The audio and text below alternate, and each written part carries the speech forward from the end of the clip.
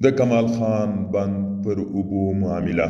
تیر کال ایران ته د 300 پر ځای 600 میلیونه متر مکعب اوبه خوشي شوي. سلام، وخت مو بخیر. پام وکئ د نن ورځې تازه خبر ته.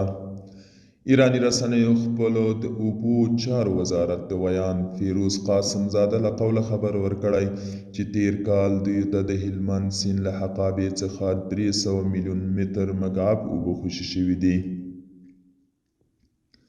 نوموړي ویلي دغه اوبه ورته د سنبلې میاشتې تر پایه رسېدلي دي. د طالبانو دغه اقدام د اوبو د حقابې تامین په برخه کې زموږ ډاډ ترلاسه کړی دی.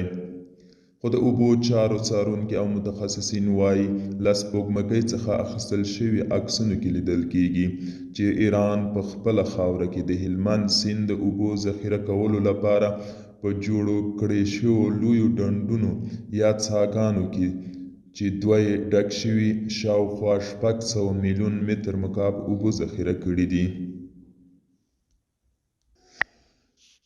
د اوبو دغه کچې دغه حساب له سپوږمکۍ څخه اخیستل شوي عکسونو پر اساس شوي دي. ایران دغه اوبه په لویو پمپونو له دغو ذخیرو څخه د کښت او نورو اړتیاو لپاره زهدان او نورو ځایونو ته انتقالوي.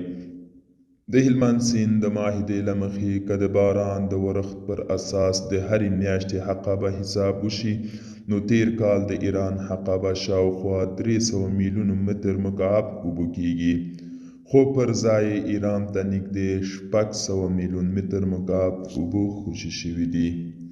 دوستانو، دا و د نن ورځې چمتو کلی خبر. تر بیا هم په الله سپارم. ښې چارې